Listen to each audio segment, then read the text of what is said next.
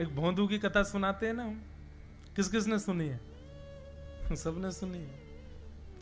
बाकी कम लोग हैं जिन्होंने कम सुनी, उनको सुना देते हैं एक बार। हैं एक सुनो, वृंदावन में एक भोंदू रहता था।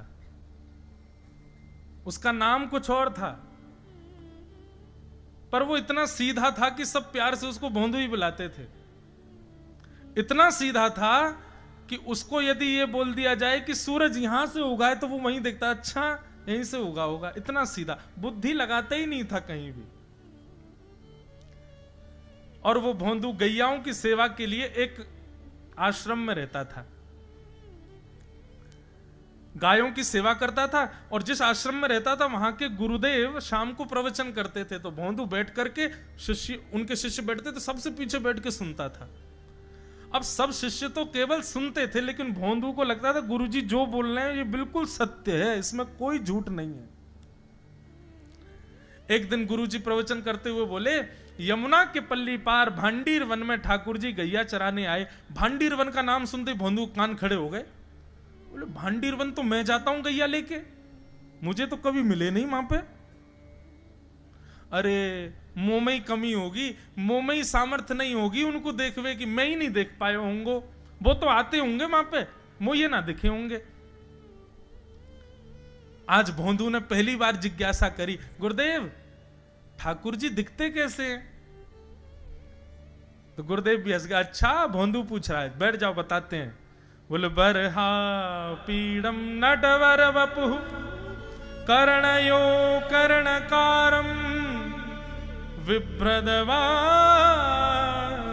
कनक कपिसं वैजयन्तीं च मालां रन्ध्रान् वेणोऽधर सुधया पूरयन् गोपवृन्दैः वृन्दारण्यं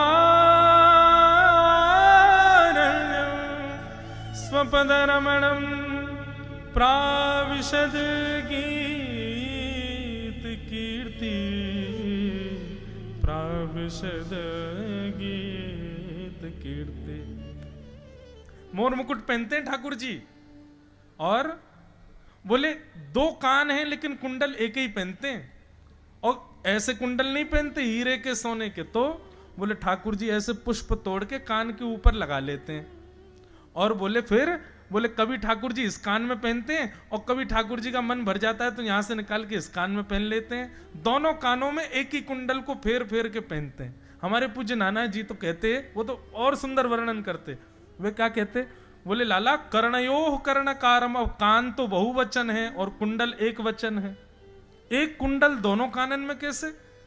बोले ठाकुर जी एक तरफ मधुमंगल चले एक तरफ श्रीदामा, तो जब मधुमंगल की तरफ ठाकुर जी कुंडल पहन ले तो श्रीदामा के लाला महा बढ़िया ना लग रहा कुंडल, यहां पहन याकू। सो ठाकुर जी ऐसे निकाल के नहीं पहनते हैं, ठाकुर जी की चाल ऐसी मदमस्त है, निकाल करके उछालते हैं ऊपर, और यूं कान करें तो सीधो आके यहीं लगे वो पुष्प। और फिर सब ग्वाल बाल ताला बजामा जय हो लाला जय हो लाला। फिर नेक दूर चलते हुए ठाकुर जी फिर निकालें और फिर उछालें, फिर यहां पर रखें। फिर ठाकुर जी की देखा देखी मधुमंगल श्रीदामा भी उछालें, कोई की सिर पर जावे, कोई की नाक पर जावे, कोई नीचे गिर जाए, कान में नहीं आवे। तो कर्णयोः कर्णकारम। और कैसे ठाकुर जी? बोले विभ्रदवासः कनक कपिसं वैजयन्तीं च मालां। ठाकुर जी पीली पीतांबरी, जैसे हमने ये बगलबंदी सफेद पहनी है ना, ऐसी ठाकुर जी पीली पहनते हैं, पीली पीतांबरी। और माला कैसी पहनते हैं? बोले हम लोग तो इतनी माला गले यहां छाती तक आती है, ठाकुर जी ऐसी पहनते हैं पूरी पैरों तक जाए। ये देखो पीछे खड़े हैं, इतना गहना कौन पहने हैं, पैरों तक पहनते हैं ठाकुर जी। इसके पीछे भी कारण है, क्योंकि ठाकुर जी वृंदावन में पैरों में पादुका नहीं पहनते। सोचो उस वृंदावन में हम जूता चप्पल पहन के घूमते हैं, ठाकुर जी नंगे पांव घूमते थे। तो यशोदा मैया कहती लाला पादुका क्यों ना पहने? बोले मैया मेरी बछिया बछड़ा भी तो नंगे पांव घूमे, तो मैं क्यों पादुका पहनूं, इनको भी पहना दे तो मैं पहन लूंगा। मैया बोली लाला तू भी बड़ो भोरो है, गैया थोड़ी पादुका पहने। बोले मैया तो मैं भी ना पहनूंगा। तो यशोदा मैया क्या करती है, बड़ी बड़ी माला पहनाती है लाला को। क्यों? बोले लाला सीधो तो चले ना, ठोकर मार तो भय चलेगो, तो पुष्प टूट टूट के आगे गिरेंगे, तो लाला पाम रखेगो तो लाला के चरणन में कोमलता आ जाएगी, लाल जी के चरणन के नीचे पुष्प आ जाएंगे। तो वही जयंतीम चमाला। और बोले रंध्रान वेणु अधर सुधया, अपने अधर की तकिया पर उस बांस को लिटा करके ठाकुर जी अपनी कोमल उंगलियों से उसके चरण दबाते। नाक का मोती मानो उसके लिए छत्र का काम करता है। आंखों की पलकें वंशी बजाते समय जब खुलती हैं बंद होती हैं तो मानो दो दो दो दो सेवक अपने हाथ में पंखा लेकर के उस बांस की सेवा कर रहे हैं। क्यों? अरे भैया, या बांस ने गर्मी सही, सर्दी सही, वर्षा सही खड़ी रही, बंशी बनाने वाले ने याकू बीच में ते आके काट दियो, वाकू भी सहो, छील दियो तब भी सहो, सरिया ते में छेद कर दिए तब भी सहे, इतने सहवे वारे की तो मैं सेवा ही करूंगा अपने होठ पे बैठा करके। रंध्रान वेणो अधर सुधया पूरयन गोप वृंदई वृंदारण्यम स्वपदरमणम प्राविशद गीत कीर्ति। और ठाकुर जी क्या करते हैं, बीच बीच में बंशी बजाते समय नेत्र खोलते हैं, और जैसे यहां से मधुमंगल बुलावे लाला, तो ठाकुर जी ऐसे नहीं देखते, ऐसे देखते हैं कटाक्ष नेत्रों से। यहां बुलावे तो ऐसे देखते हैं, और वही नेत्र कटाक्ष ऐसे हैं कि जो देख ले वहीं घायल हो जाए। ऐसे ठाकुर जी के नेत्र। ऐसे रूप को देखने के लिए गोपियां सब अटारियों पर खड़ी हैं, खिड़कियों पर बैठी हैं ठाकुर जी के रूप को। गोपियां श्रीमद् भागवत के वेणु गीत में कहती हैं, अक्षणवताम फलमिदम न परम विदाम। इन आंखों से यदि आपने अपने संपूर्ण 100 वर्ष की आयु में श्री कृष्ण को नहीं देखा तो आपने कुछ नहीं देखा। इतने सुंदर हैं श्याम सुंदर। अब ये भोंदू सुन रहा था पीछे बैठा बैठा, उसके तो नेत्र बंद हो गए। मन में सोच लिया कल तो भांडीर वन गैया चरावे जाऊंगो, देख के ही आऊंगो कहां है ये कन्हैया। गुरु जी कह रहे हैं तो निश्चित है भांडीर वन में आते हैं ठाकुर जी। भोंदू अपनी गैया लेकर के भांडीर वन पहुंच गया। गैया चर रही थी, अब भोंदू ढूंढ रहा है, कभी वृक्ष के नीचे जाके देखे, कभी कहीं देखे, कभी ढूंढे कहीं से चंदन की सुगंधी आ जाए। गुरुजी बता रहे थे उनमें से चंदन की सुगंधी आती है तो पृथ्वी पर नासिका रख करके कहीं पैर के निशान दिख जाते तो उनको सूंघ, ताकि इसमें चंदन की सुगंधी हो, क्या पता कन्हैया यहीं कहीं हो। इतने भाव से, इतने प्रेम से और इतने भोलेपन से ढूंढने लगा ठाकुर जी को। और ठाकुर जी नहीं मिलते ना तो अपने आप को ही कोसता, मोह में योग्यता ना होगी, यही मारे ना मिल रहे, ठाकुर जी तो यही है। गुरु जी की बात गलत नहीं है, ठाकुर जी तो यही है। उसके उस सहज भाव पर, उसके उस सरल भोंदूपने पर ठाकुर जी रीझ गए। और इतने में ही भोंदू हताश निराश उदास बैठा था, खुद को कोस रहा था, मुंह में योग्यता ना है, मुंह ठाकुर जी मिलना है रहे। इतने में ही देखा सामने से असंख्य गायों का झुंड आ रहा है। और भोंदू ने जैसे उन गायों को देखा, ऐसी गाय कभी देखी नहीं, अलग गाय, सींग चमक रहे हैं, सींगों के ऊपर के भाग में सोने चांदी मढ़े हुए हैं, ऐसी ऐसी सुंदर सुंदर तंदुरुस्त गैया। और जैसी उन गायों ने बीच से मार्ग छोड़ा, तभी देख रहा है भोंदू पीतांबरी पहनी है, गले में वैजंती माला धारण की है, सिर पर पाग पहनी है, एक कान में कुंडल है, मंद मंद मुस्कुरा करके दतुइयां दिखा रहे हैं, कटाक्ष नेत्रों से कभी इधर देख रहे हैं कभी उधर देख रहे हैं, अपनी वेणु को कमर में कस करके गैयाओं के गले में गलवैयां डाल करके श्याम सुंदर भोंदू की तरफ चलते भय आ रहे हैं। ये दृश्य देख करके हाथ पांव कांपने लगे भोंदू के, नेत्रों से अविरल अश्रुधार गिरने लगी। श्याम सुंदर को देखकर के वहीं दंडवत करने लगा। उसको लगा मेरे पास तो आएंगे ही नहीं, है वहीं से मुड़ जाएंगे, अब मैं उनके पास जाके उनको असहज नहीं करूंगा, यहीं से देख लूं, यहीं से प्रणाम कर लूं। लेकिन जैसे जैसे प्रणाम करके ऊपर देखता, ठाकुर जी और पास आ रहे हैं, और पास आ रहे हैं, और पास आ रहे हैं। जैसे ही ठाकुर जी आकर के बैठे, भोंदू के पास शब्द नहीं है, हाथ पैर कंपित हो रहे हैं, उसको सूझ ही नहीं रहा करूं क्या मैं, इनके लिए क्या बिछाऊं, कहां बैठाऊं। ठाकुर जी ने अपने आप ही भोंदू के गले में हाथ डाली, अरे तेरा नाम कहा है। जैसे ही ठाकुर जी ने नाम पूछा, भोंदू अपना ही नाम भूल गया, बोले मुझे याद ही नहीं मेरा नाम क्या है, पर प्रेम से सब लोग मुझे भोंदू बुलाते हैं। अब तो भोंदू नाम सुनते ही ठाकुर जी ताली दे दे के हंसने लगे, तेरा नाम भोंदू है? बोले हाँ मेरा नाम भोंदू है। और ठाकुर जी आपको अच्छा लगा? बोले हाँ बहुत अच्छा लगा। आपको नाम कहा है? ठाकुर जी बोले तुम वो ना जाने? बोले जानू तो ना हूं, लेकिन गुरुजी ने जैसा रूप बताया वैसा ही है आपको, तो आप कहीं नंदनंदन तो नहीं हो? ठाकुर जी बोले हाँ मैं नंदनंदन नहीं हूं, यशोदा जी को लाला, नंद जी को लाला। भोंदू बोलो जय हो भगवान, आज आपके दर्शन है गए। गुरु जी और सब बालकन को तो आप शायद रोज ही मिलते होंगे, लेकिन मैं ही अभागो मोको आप आज ही मिले हो। ठाकुर जी बोले अब चल बात मत बनावे, जल्दी कछु खवा, मुंह को भूख लग रही है। भोंदू एक कपड़े में रोटी बांध के उसमें मिर्च और गुड़ रख करके लेके गया। 2 रोटी थी। भोंदू ने जैसी खोली, एक रोटी ठाकुर जी के सामने धर दी, एक अपने पास रख ली। बोले मैं भी तो खाऊंगा। ठाकुर जी ने बढ़िया रोटी ऐसे घुमाई और प्रेम से गुड़ खामे और रोटी पान लगे प्रेम से, और ठाकुर जी तो चप चप करके नेक देर में पा गए। भोंदू तो भूल ही गयो, मुंह खानो भी वो ठाकुर जी को ही देख रहा है। ठाकुर जी बोले और जोर की भूख लगी, ला अपनी रोटी दे दे। भोंदू बोलो मुंह को भी भूख लगी है। बोले अच्छा चल आधी आधी खा ले, या मैं आधी तू खा ले आधी मैं खा लूं, दोनों खा लिए।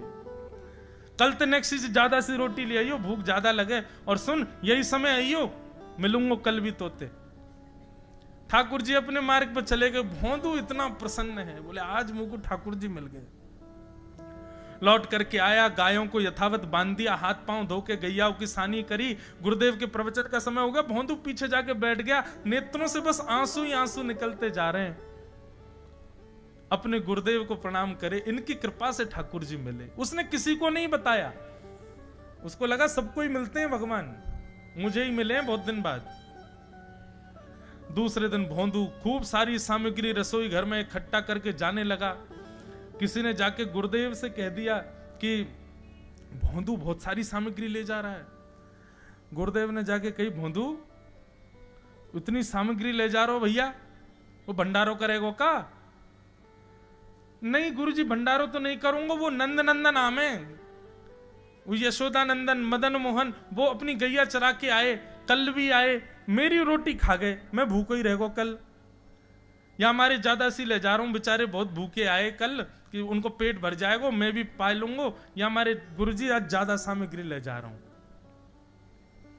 गुरुदेव ने मन में सोचा ये बात कोई और कहे तो अविश्वास किया जा सकता है, लेकिन भोंदू झूठ नहीं बोलता। भोंदू कभी झूठ नहीं बोलता, भोंदू की बात पर विश्वास करना ही पड़ेगा। गुरुदेव बोले सुन सुन इधर बैठ, ठाकुर जी आए थे? बोले हाँ। अच्छा, उनका रूप कैसा था? जैसा रूप आपने बताया था ना गुरुजी, बिल्कुल वैसा, ऐसे कटाक्ष नेत्र, मोती जैसे दांत, ठाकुर जी की मुस्कान ऐसी, पाग ऐसी, कान ऐसे।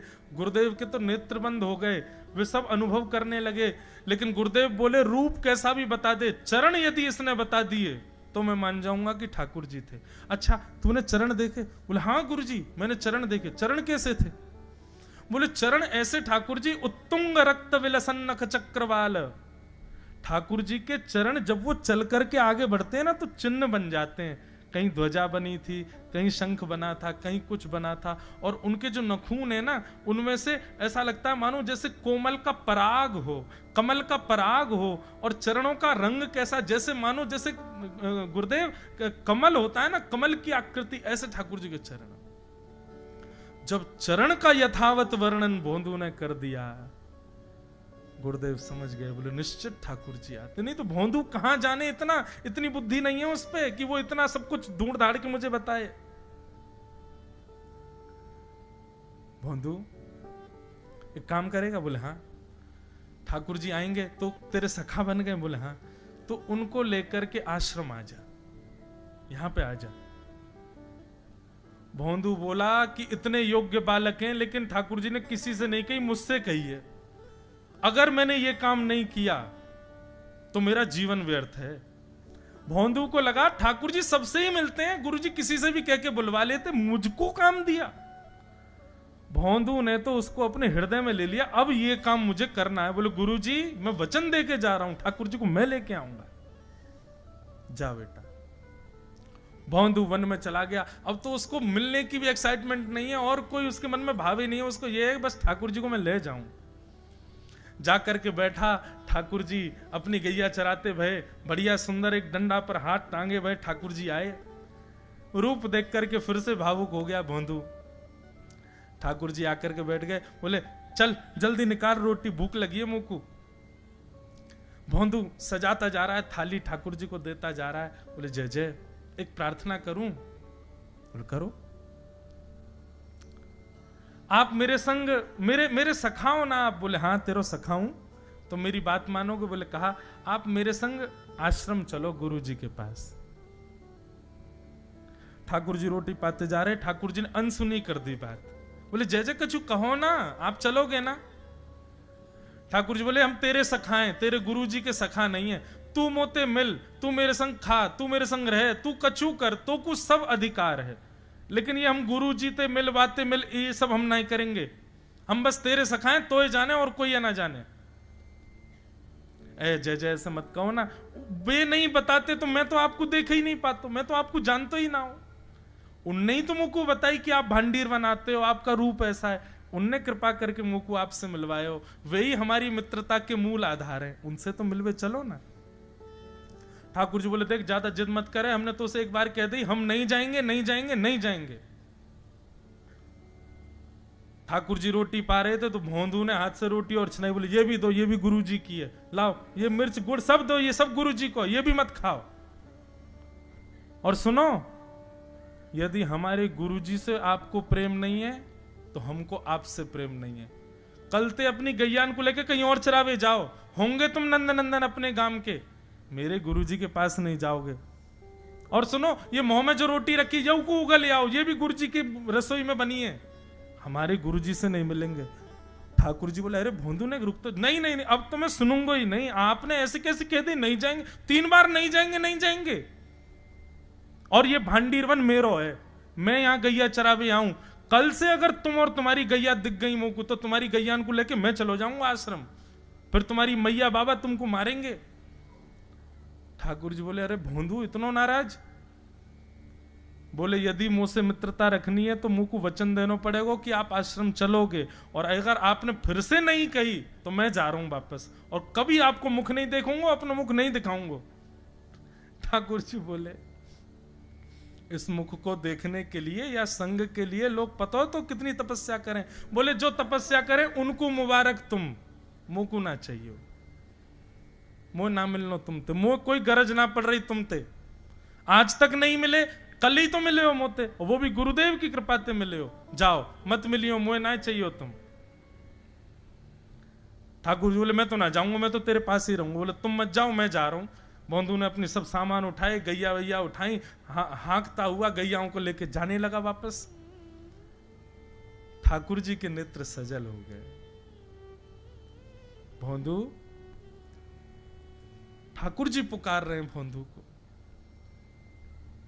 मानो जैसे त्रिलोकी लेके जा रहा है वो ठाकुर जी के, जैसे मानो पूरा ऐश्वर्य ठाकुर जी का ले जा रहा हो। अरे भोंदू ने रुक तो जा। भोंदू बोला अपना मुख भी नहीं दिखाऊंगा यदि आप नहीं चलोगे तो। भोंदू थोड़ी दूर गया, ठाकुर जी को लगी वापस आ जाएगा, थोड़ी और दूर गया, लगा अब आ जाएगा, लेकिन जब भोंदू दिखना बंद हो गया हमारे ठाकुर जी विचलित हो गए, दौड़े भोंदू की तरफ। गैया चराता हुआ वापस जा रहा था अपने आश्रम, ठाकुर जी दौड़ करके गए और जाकर के भोंदू के पिद्दी पे चढ़ गए। पिद्दी समझते हैं? ये कंधे पर चढ़ जाना, इसको ब्रजभाषा में कहते हैं पिद्दी पे चढ़ना।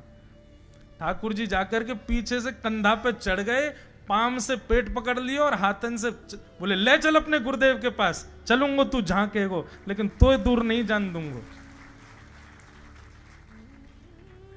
और भोंदू ठाकुर जी को ऐसे ऊपर चढ़ा करके गैयाओं के साथ लेकर के आश्रम जा रहा है। गैयाओं ने जैसे ही आश्रम में प्रवेश किया, गुरुदेव आकर के खड़े हो गए और मन में बस विचार कर रहे थे, हाथ पांव कांप रहे थे, बोले ठाकुर जी आएंगे कि नहीं। और जैसी गायों का समूह भीतर प्रवेश हुआ, इतने में ही भोंदू आया और तभी देखा भोंदू के पिद्दी पर ठाकुर जी टंगे भय आ रहे हैं। ये दृश्य देखते ही गुरुदेव मूर्छित होके गिर पड़े। वही जैसे तैसे होश में आए। होश में आकर के जैसे ही ठाकुर जी को देखा, सिंहासन पर भगवान बैठे हैं जहां गुरुदेव बैठते थे, और भोंदू उनके बगल में बैठा है। आज गुरुदेव ने जाकर के पहले भोंदू को प्रणाम किया, बोले जय हो, धन्य है तू। इतनी तपस्या की, इतना भजन किया, घर परिवार त्याग दिया, वैराग्य त्याग सब हमारे जीवन में, तब भी ठाकुर जी नहीं मिले। लेकिन वारे भोंदू, तेरी सरलता, तेरी सहजता, तेरा ये निर्मल भाव कि ठाकुर जी तेरे अधीन होके यहां आश्रम तक चले आए। ये बंधुओं, ये मनगणंत कथा नहीं है, ये वास्तविक सत्य घटना है वृंदावन की। और ठाकुर जी सदा के लिए भोंदू के संग रहने लगे। और फिर कुछ समय बाद भोंदू गैया चराता हुआ भांडीर वन गया और फिर कभी लौट करके नहीं आया, ठाकुर जी के संग ही प्रस्थान कर गया। बोलो भक्तवत्सल भगवान की जय। ऐसा भोलापन यदि, ऐसी सरलता, सहजता, निर्मलता यदि हम में है, तो त्रिलोकीनाथ पर ब्रह्म को भी हम बांध सकते हैं।